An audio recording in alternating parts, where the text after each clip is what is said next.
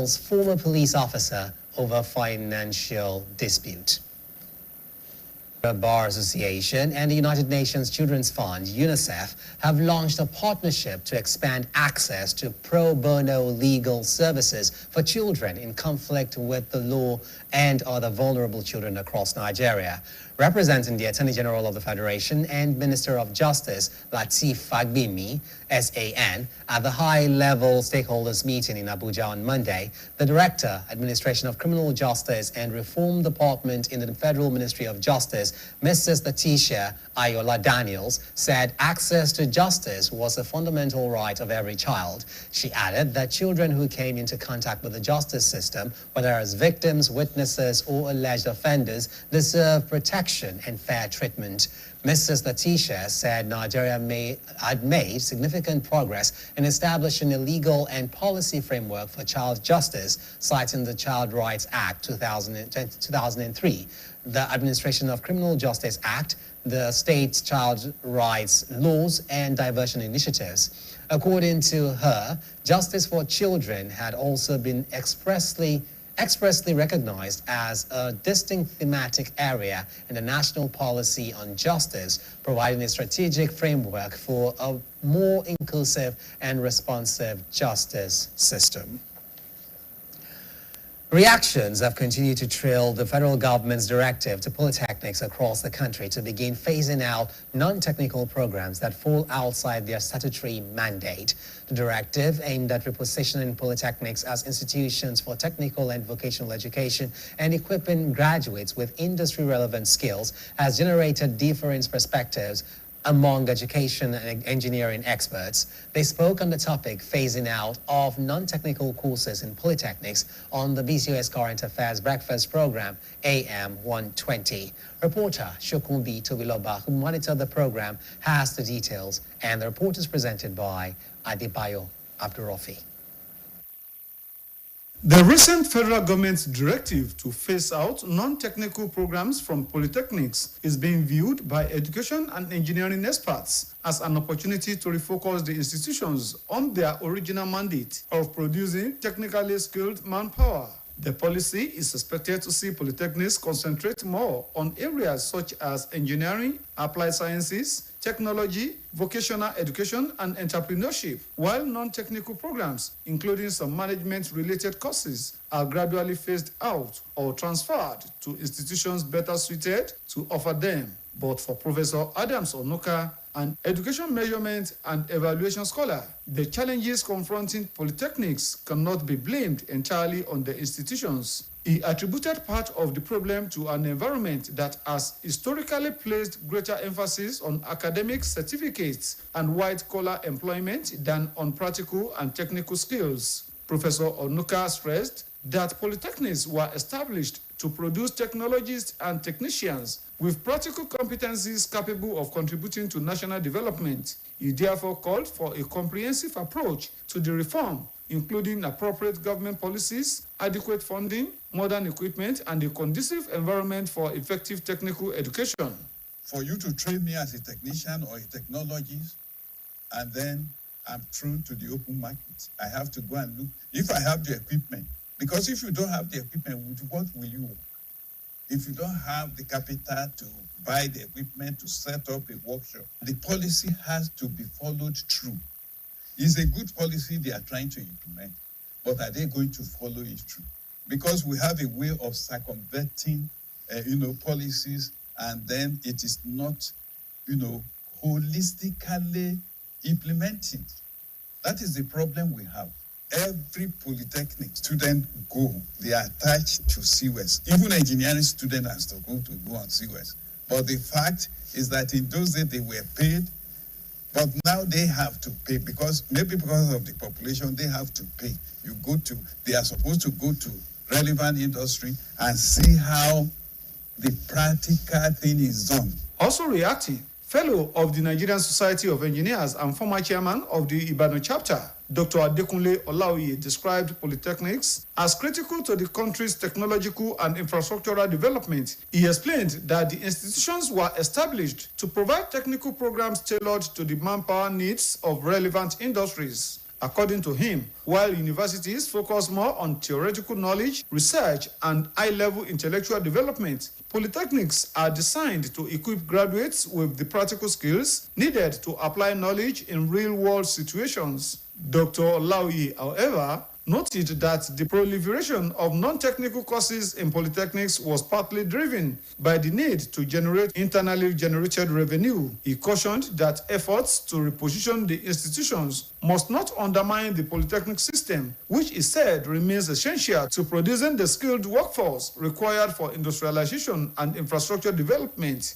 They run them in a way that they are made fitted for the different part of the industry in which they are relevant. Meanwhile, over the years, so many polytechnics have become jack of all trades. And you see, when you are running an institution and you have too many parts, it will also impede on your delivery or the way you manage the other main technical courses that are the real main focus of the polytechnic. Both experts agreed that phasing out non-technical programs should go beyond simply discontinuing courses. They called for increased funding, modern laboratories and workshops, stronger industry partnerships, entrepreneurship support for artisans and technologists, as well as improved technical training. They stressed that with the right policies, adequate investment, and proper implementation of the directive, polytechnics can regain their relevance and fulfill their statutory mandate of producing skilled manpower for Nigeria's technological and economic development. Reactions have continued to trail the federal government's directive. I beg your pardon. Oyo State Governor, Engineer Seyi Makinde, has declared that he will never assume the role of a political godfather to any politician, including the governorship candidate of his party. Governor Makinde said this while speaking at the Oyo State Ijra 1448 2026 luncheon held at the State Banquet Hall, Government House, Agodi, Ibadan. Details are presented by Governor's Office correspondent Olalekan Sulaiman. The Oyo State Governor, Engineer Seyi Makinde, on Monday hosted Muslim Ummah, traditional rulers, government officials, and Islamic clerics from across the state in celebration of the 1448 Hijra Islamic calendar, which commemorates the historic migration of the Holy Prophet Muhammad from Mecca to Medina. In his address, Governor Makinde said if his party political candidates are given the opportunity to serve, they will be accountable to the people of Oyo State and not to him, stressing that leadership should be based on responsibility and service to the people rather than allegiance to an individual political figure. Governor Makinde said that despite commencing his annual leave on the day of the Hijra celebration, he could not afford to miss the opportunity to appreciate the Muslim community in Oyo State for its continued support for his administration since its inception, while charging residents to demand clear plans and commitment from anyone seeking to govern the state. The governor urged them to focus on programs that will promote development, peace, and prosperity. He also challenged his political opponents to tell the people of Oyo State what they intend to do if elected, rather than attempting to discredit the achievements of his administration. And I promise you, we will lead not father anybody, including people at the Open Salon.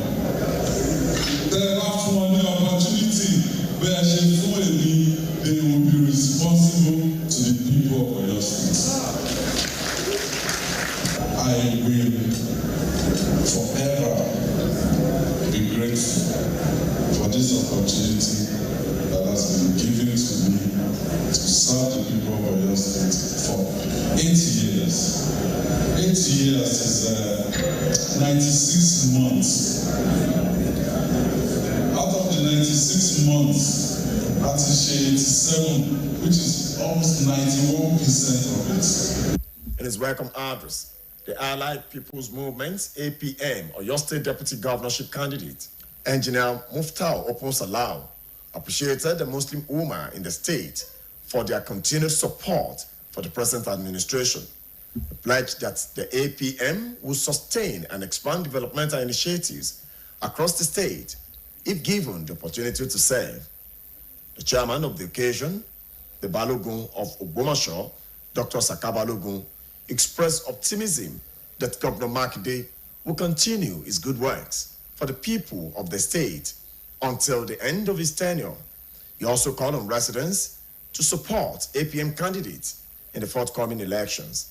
In separate goodwill messages, Imam Dawood Alawiye, a representative of the Nigeria Union of Teachers NUT, the APM Oyo State governorship candidates, Honorable Bimbo Adekambi, Dr. Adams Akeula, and the secretary to the state government, Professor Musba Babatunde, described the governor as an outstanding leader whose administration has positively transformed the fortunes of the state. Honorable Adekambi, in particular, pledged to build on the legacies and achievements of Governor Makinde if given the opportunity to serve as the next governor of the state.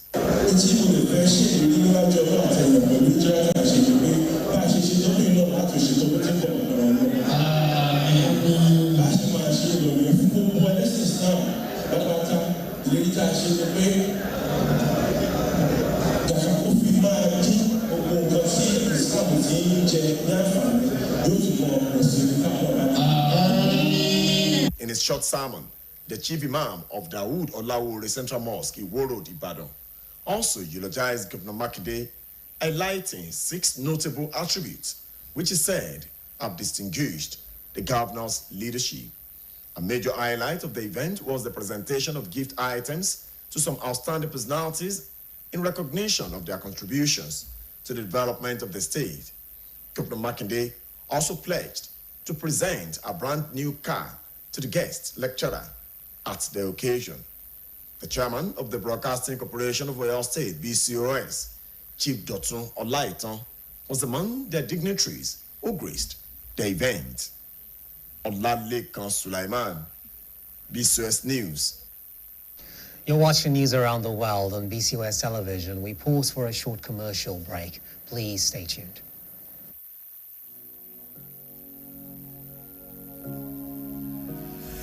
If you feel the body, you will pray for me. I'm a gonna move our body dangerously. You didn't make my heart go, body and soul. Eyes do they go, eyes do they go.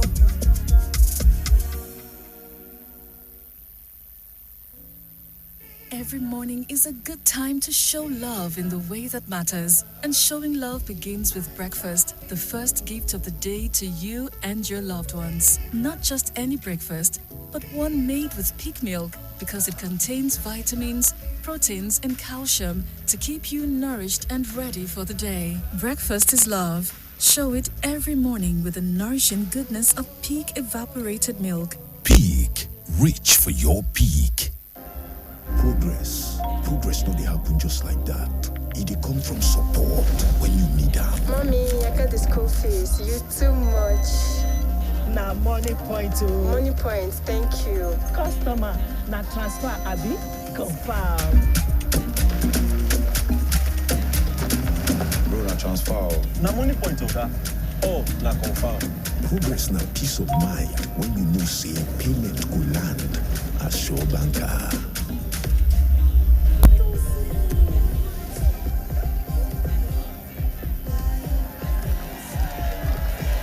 Progress na small wind wey dey carry person go far. No worry, yourself go make am. Mo go buy ball. Victor, even you dey use money point? Of course now, they use money point. Confirm. Money point, made for your progress. Our bodies get serums, washes, lotions, cleansers, scrubs, but underarms only get deodorant.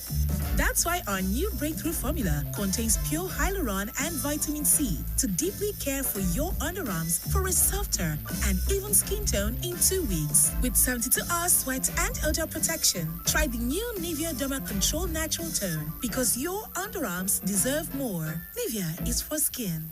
Oh yeah, make we dance now. Yes, yeah.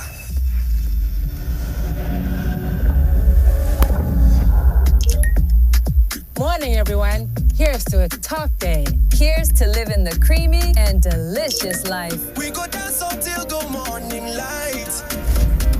Everything is feeling right tonight. Baby. Have a top day with Top Cafe. Gbogbo àgbáyé ló nílò yá. Pẹ̀lú títasábọ̀ Golden Terra Oil lásán, ìyá wa lè sọ ìfojúro di ẹ̀rín. Kó sọ ó tì ẹ ṣe di bẹ́ẹ̀ ni ẹ jọ̀wọ́ kó yanjú rògbòdìyàn láàrin ẹbí láì bẹ́ẹ̀ lò. Ká pèsè oúnjẹ tó dùn tó ṣara lóore fún ẹbí ló ṣe kókó jùlọ. Torí níbikíbi táwọn ìyá bá wà ní ìfẹ́ máa gbé. Golden Terra Oil or pure love. Make we talk. Time don't reach to rearrange the stars to give us small wisdom. Shots might be fresh now, but you know, I beg no be so. Before I go talk, say our smile no reach. Make not think I'm twice so. Ever heard of Colgate, the #1 oral care brand in the world? Colgate Maximum Cavity Protection unlocks 24 hours cavity defense. The formula boosts with calcium for lifelong smiles. Mom, it's a time to brush. No more cover mouth. With your smile. Colgate for 24 hours maximum cavity protection.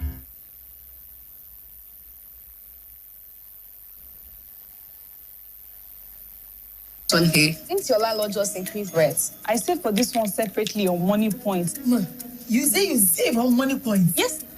This Madam Money Point here, the array of Yadrea is charges savings money percent in a year. Babes, are you sure you want to spend this much on here? Since your landlord just increased rents, I saved for this one separately on Money Point. You say you save on Money Point? Yes. This Madam Money Point here, the array of Yadrea is charges savings money points I used to have it. The rest of this my sub is fees savings money points I used to do it. The salary of this my staff is save as you transact, son. Jennifer, Money Point save as you transact. Money Point fixed savings and Money Point target savings. Why did I tell you to contribute to you? Where should they? Come on, oh, you go give your money to Hadaku to save. You see Money Point accounts there. You don't go open a savings account. Now Hadaku you choose. I beg everybody inside this my saloon. Oh, yeah, bring out your phone and download the Money Point app now. Even you. What are you waiting for? Download the Money Point banking app now and start saving with the bank you can trust. Money Point, made for your progress. Welcome back. The Commandant General of the Nigeria Security and Civil Defense Corps, NSCDC, Professor Hamad Abubakar Audi, has ordered the deployment of 10,210 personnel and specialized tactical units to reinforce security operations across Osun State ahead of the governorship election. The National Public Relations Officer of the NSCDC, Babawale Afolabi, in a statement on Monday in Abuja, said the deployment, which commenced today, was part of the Corps' efforts to ensure that voters, electoral officials, observers, journalists, and residents participate in the electoral process without fear or intimidation. According to the statement, uniformed and undercover personnel from the Oyo, Ondo, Ekiti, Ogun, Lagos, Kwara, Edo, Kogi, Delta, and Federal Capital Territory state commands, with about 1,000 personnel from each command, would reinforce the Osun State Command and strengthen security coverage across the state, alongside other security agencies deployed for the election. To ensure effective coordination and supervision, the statement said the Deputy Commandant General in charge of operations, DCG Ayuba Philip, alongside designated Assistant Audi, assured the people of Osun State that the NSCDC would remain professional, impartial, and respectful of the rights of all citizens throughout the electoral process. It said the protection of election materials, electoral officials, and voters remain critical to the successful conduct of the election. The NSCDC appealed to all political parties, candidates, supporters, and residents to conduct themselves peacefully and allow the democratic process to take its course. With just few days to the Saturday, August 15th governorship election in Osun State, tension is rising across the state following reports of violence and unrest. BCOS reporter Olamipo Ishola takes a look at developments in the last few days.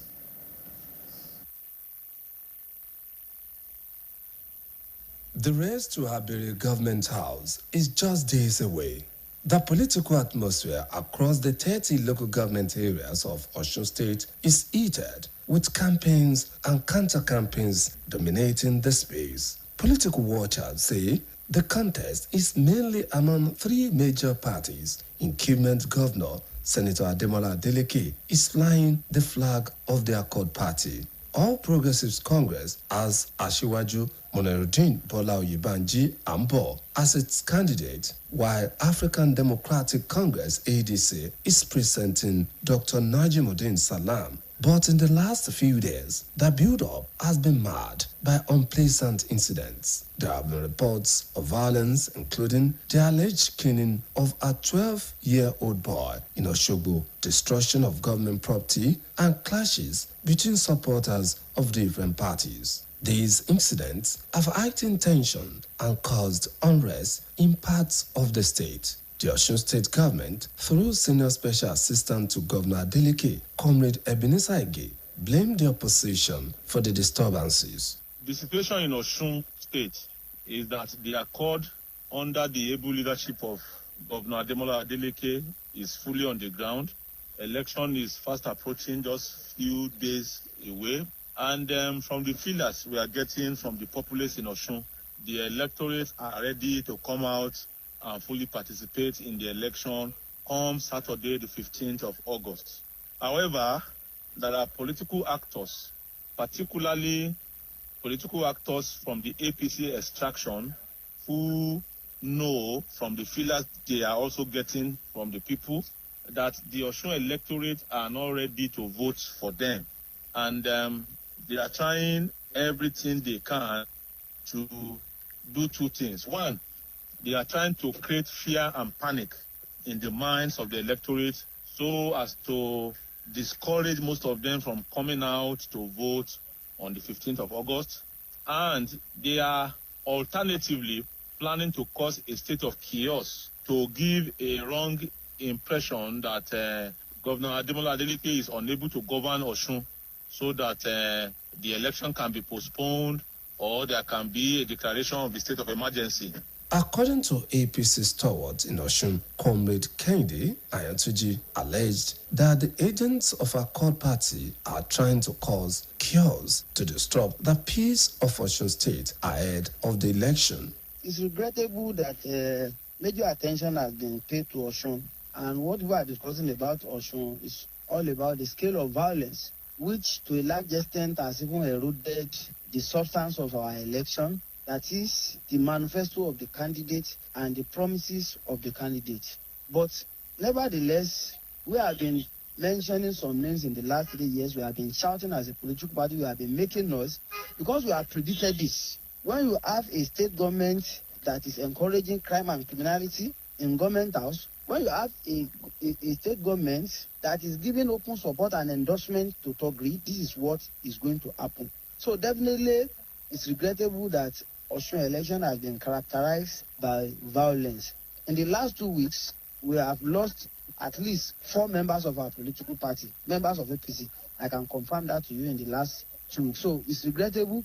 But one thing that is certain is that we are going to have that election. And as a party, we believe that no election worth the blood of any human being. And that's why we are appealing to all security agents, particularly the police authority, to double their efforts in Osun, to consider Osun as a flashpoint as far as this election is concerned, so that people can have confidence in the system, so that people of the state can go out freely to vote for the candidate of their choice. Political analyst Omowa Shegoke said the level of violence witnessing in Osun deserves urgent attention. According to him, INEC, security agencies and political leaders must act now to ensure that Osun does not bleed because of an election.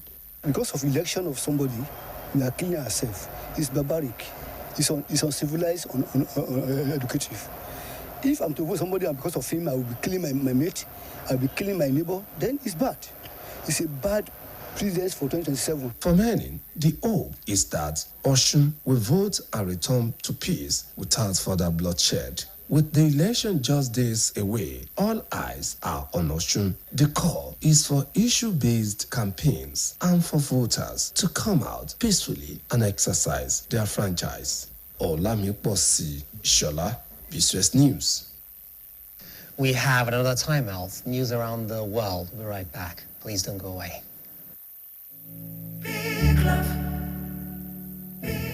They say breakfast is the most important meal of the day. But when someone matters to you, breakfast for them is never just a meal. It's a peak breakfast. Creamy, nourishing, as the ideal to keep them nourished and ready for each day. Peak. Reach for your peak. The home is under attack, but not for long, because Hypo is here. Dirty floors and surfaces. Not on our watch. Dirty and stains, no fit do us shakara. We got the remedy, original palasa. Hypo, go hypo. Germs always find a way back. No green. Protect every day with Hypo. Hypo, go hypo. Welcome back. Cocoa House Ibadan has received a new cultural landmark with the unveiling and commissioning of a giant rooftop talking drum installation. The project, which is a partnership between Nigerian Breweries PLC and Odua Investment Company Limited, is aimed at celebrating Yoruba culture, heritage, and identity while giving the historic Cocoa House a new expression on the Ibadan skyline. Staff reporter Adebayo Abdurrafi has more. For decades, Cocoa House has stood prominently on the Ibadan skyline as a symbol of the economic vision and enterprise of the Old Western region.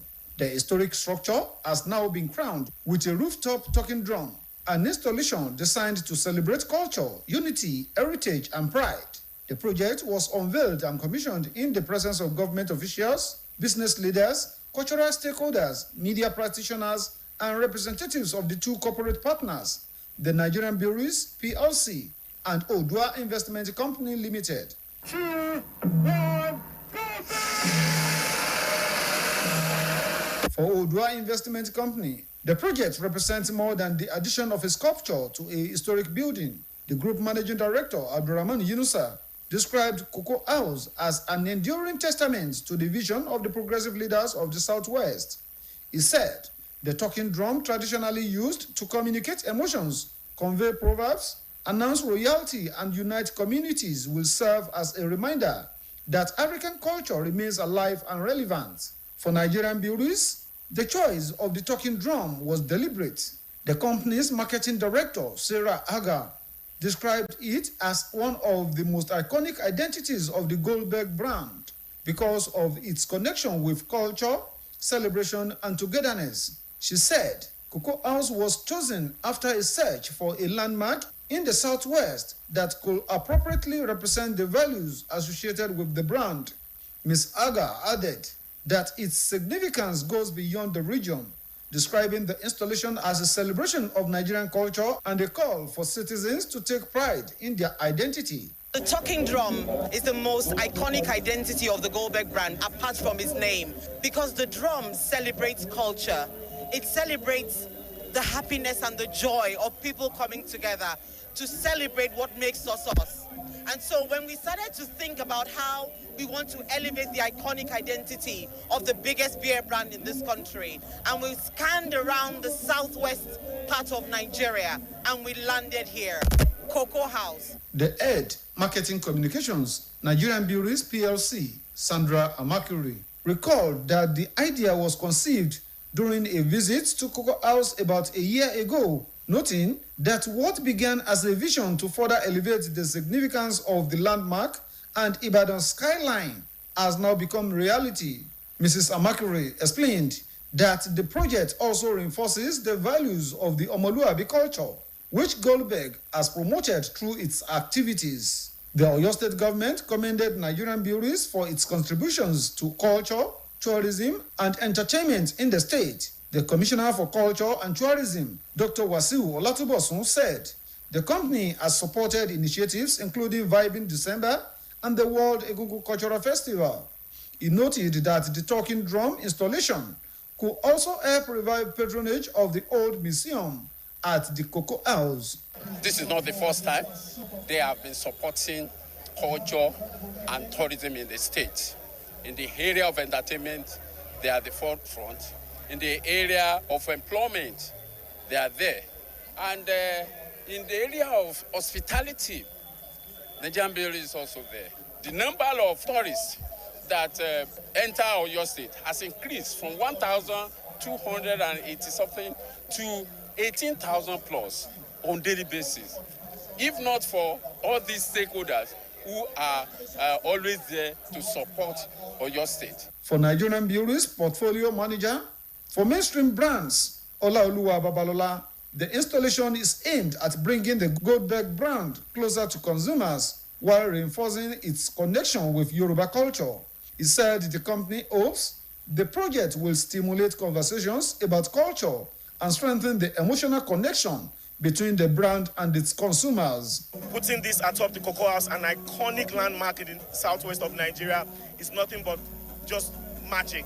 And we are so proud of this iconic moment, and it's something that we're super excited about. With its illumination adding a new visual identity to the Ibadan skyline, the Goldberg talking drum has become another landmark feature of Cocoa House.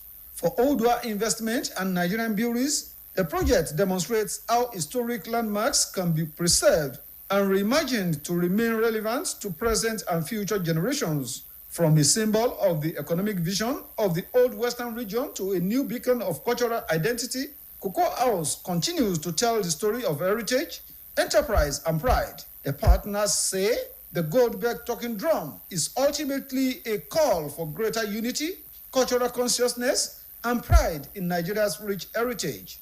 Adebayo Abdurrafi, BCOS News.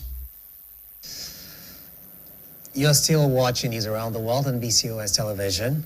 We have yet another commercial break. Please stay tuned. This award goes to the most punctual student of the entire school. And the winner is Lisa Solomon. Something is telling me that she makes her daughter skip breakfast just to be here. You people could have just asked. I would have been happy to tell you my secret. Enjoy instant goodness with John Vent's 3-in-1 chocolate. The quickest start to your morning.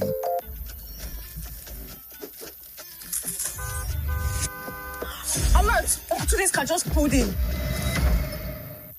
What is new? Wonderful. How about now? See these jokers. So you want hide better thing from your uncle? New Pure Bliss Gold, now in 3 delicious flavors for your delightful indulgence. Pure Bliss Gold, no they have. My skin is my identity, my strength. It's unique and deserves care made specially for me. New Nivea Radiant and Beauty Advanced Care with 5 oils and 5 vitamins. 48-hour nourishment. Helps reduce appearance of stretch marks in just 2 weeks. New Nivea Radiant and Beauty Advanced Care for your shade of beautiful. Many thanks for staying tuned. At least 5 persons have sustained various degrees of injuries following a road accident involving a Toyota Camry, a commercial tricycle, and a motorcycle in Ibadan, the Oyo State capital. The accident occurred this evening along the Basharun-Ashi Road around Basharun Market. Adebayo Abdurrafi again reports. The Toyota Camry reportedly lost control while traveling along the Basharun General Gas Road before ramming into a moving commercial tricycle at the entrance of a filling station. The mangled remains of the vehicles and the scattered items at the scene tell the story of a crash that could have claimed more lives.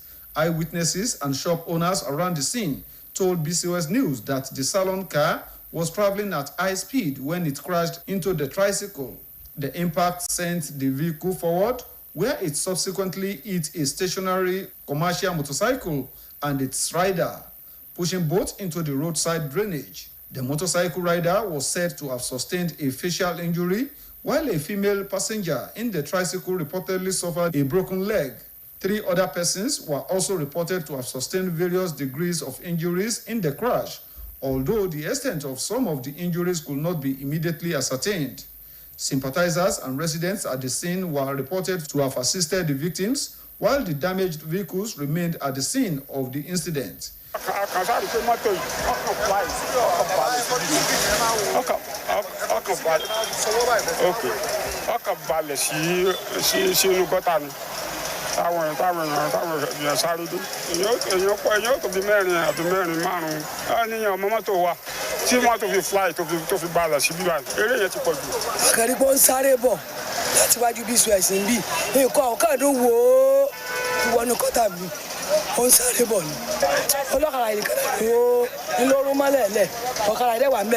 The injured persons had reportedly been taken to an undisclosed hospital for medical attention before the arrival of the BCOS News crew. The cause of the crash could not be independently established as of the time of filing this report, although eyewitnesses attributed it to alleged speeding and loss of control. The incident has once again raised concerns over reckless driving and the need for motorists to exercise caution, particularly along busy roads and market areas, where pedestrians and commercial transport operators are often exposed to danger. Adebayo Abdurafi, BCOS News. Dignitaries, family members, friends, and well-wishers gathered in Ibadan for the 8th-day Fidel prayer in honor of Abese Olubadan Oloye Lekan Alabi. BCOS reporter Olameposi Shola was there and files in the details. It was a celebration of a life well spent as people from all walks of life gathered to honor the memory of Abese Olubadan Oloye Lekan Alabi, who answered the call of Allah at the age of 75. The Fidel prayer was led by the Mufasir of Ibadan, Sheikh Basuno, who described the late Abese Olubadan as a committed son of Ibadan land who served his people diligently.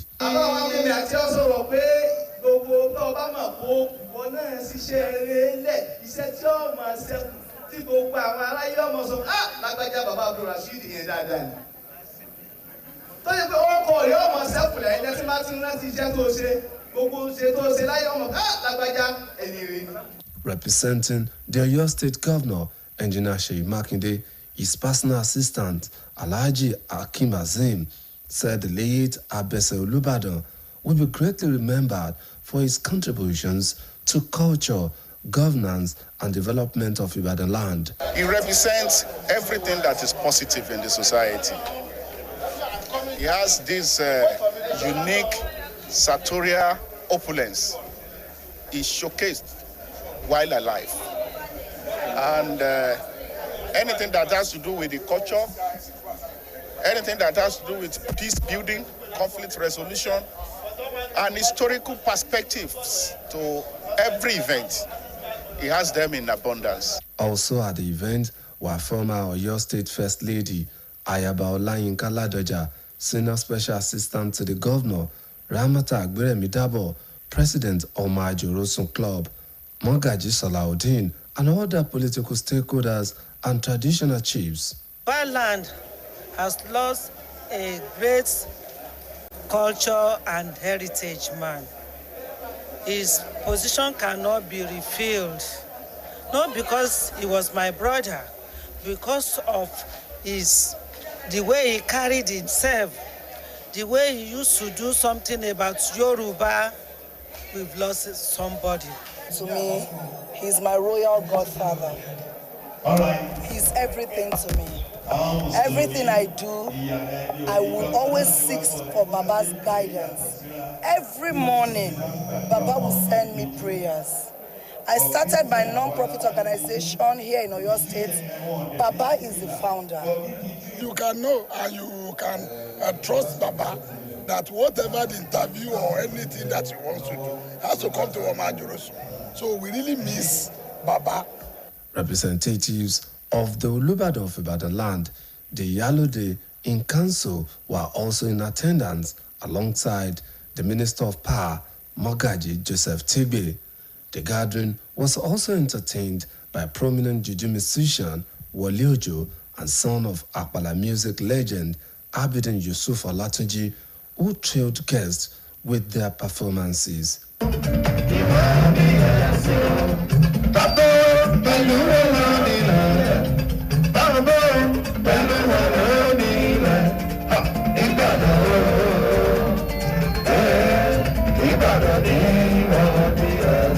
Oloye Rashid Olalekan Alabi is survived by an aged mother, wife, children, and grandchildren.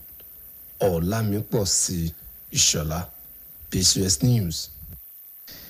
We have yet another commercial break. Please don't go anywhere.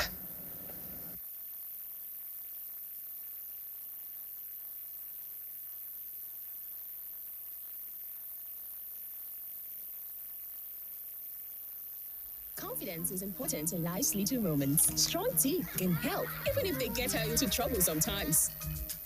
A great smile is useful to break the ice, and making friends is easier when you know you have fresh breath. I give my family confidence with Pepsodent Triple Protection 123. Its antibacterial action formula gives them cavity protection, white teeth, and fresh breath. The confidence of 3 toothpaste in 1. Pepsodent Triple Protection 123. Welcome back. Over now to the sports segment of the news. Please don't go anywhere. Good evening and welcome. I am Victor Pone, here to take you around the ever-exciting world of sports. We start with the news that Nigeria's Eniola Bolaji has won the women's SL3 title at the 2026 Peru Para-Badminton International after a dominant run through the tournament. The Paralympic Games bronze medalist defeated Brazil's Kauna Beckenkamp 21-12, 21-12 in the final to secure the gold medal. Ranked number 2, Bolaji was in commanding form throughout the competition. She opened her campaign with a 21-7, 21-6 victory over Brazil's Maria da Silva Abinaisia before dispatching Croatia's Gabriela Montella 21-2, 21-1 in the second round. The multiple African champion continued her impressive run at the semi-finals, defeating Mexico's Maria Rojas Perez 21-6, 21-9 to book a place in the final, where she completed a title-winning campaign against Beckenkamp. Reacting to Bolaji's triumph, the president of the Badminton Federation of Nigeria, Francis Obi, praised the player for responding strongly after her performance at the British-Irish International in June. Obi said the victory underscored Bolaji's consistency, resilience, and determination to overcome setbacks. And now to football, where the Super Falcons of Nigeria will face South Africa in a crucial FIFA Women's World Cup qualification playoff on Thursday, the 13th of August 2026, with a place in the Intercontinental Playoffs at stake. The Super Falcons were knocked out of the 2026 African Women's Cup of Nations quarterfinals after suffering a 1-0 defeat to Cameroon, while South Africa were eliminated by host Morocco, who secured a 2-1 victory. Despite their quarterfinal exits, both Nigeria and South Africa remain in contention for a place at the 2027 FIFA Women's World Cup through the playoff route. The playoff will be played by 9 p.m. West African time at the Moulay Rachid Stadium in Casablanca, Morocco. The winner of the high-stakes encounter will advance to the Intercontinental Playoffs, where they will have another opportunity to secure qualification for the 2027 FIFA Women's World Cup. And we wrap up with the news that Everton and Crystal Palace have wrapped up a swap deal that would see toughest winger Dwight McNeil join the Eagles and Wales international Brennan Johnson move in the opposite direction. 26-year-old McNeil nearly moved to Sellers Park at the start of February when Palace agreed a loan-to-buy deal which would have turned into a £20 million permanent move this summer. However, the transfer fell through as the required paperwork could not be completed in time, even though McNeil had already passed the medical. That's your sport update on news around the world. I am Victor Pune. Thanks for watching. Thanks, Victor, for the sports stories. On the foreign scene, Thailand has recorded another deadly shooting days after a separate attack killed 7 people. A former lawmaker is accused of killing a provincial official outside a government building in Nonthaburi with a financial dispute cited as a possible motive. Foreign desk editor Flashadi Akintola compiled the story and others now presented by Khadija Lawal. Songchai Yemprasad, a provincial official, died in hospital after being shot in the neck while his driver was hit in the arm and hand. Chalong confesses he carried out the attack in a phone call to a well-known political commentator who was live streaming on YouTube at the time. His exact motives remain unknown, but the suspect's comments after the shooting indicates there was a dispute about money. The suspects later gave a press conference from the police station where it was being held. The shooting in Nonthaburi province comes just days after a teenager shot his grandparents and opened fire on a school in the same area, killing 7 people. Meanwhile, tropical storm Dolphin has swept through eastern China, bringing torrential rain and storms as authorities warned of severe flooding and landslides. Dolphin came ashore late on Sunday as a typhoon in Yuan, Zhejiang province, with maximum sustained winds of 151 kilometers per hour, having triggered China's highest weather alerts. The National Meteorological Center activated a red alert, which is the highest level in the country's typhoon warning system as Dolphin approached. According to an official statement on the Chinese government's website, as more than 1 million people were evacuated from their homes. By today, the typhoon had weakened into a tropical storm as it moved inland and lost energy, and continued to soak the eastern provinces including Anhui, Jiangsu and Shandong. Torrential rain was forecast through August 10 across Zhejiang, Shanghai, northern Fujian, northeastern Jiangxi, central and southeastern Hanoi, and much of Jiangsu. And lastly, at least 13 people have been killed in a Ukrainian drone strike on the Russian Republic of Tatarstan, officials have said. 1 child was among the victims with 75 more people injured, Russian authorities said in one of the deadliest single attacks on Russia since the start of Moscow's full-scale war.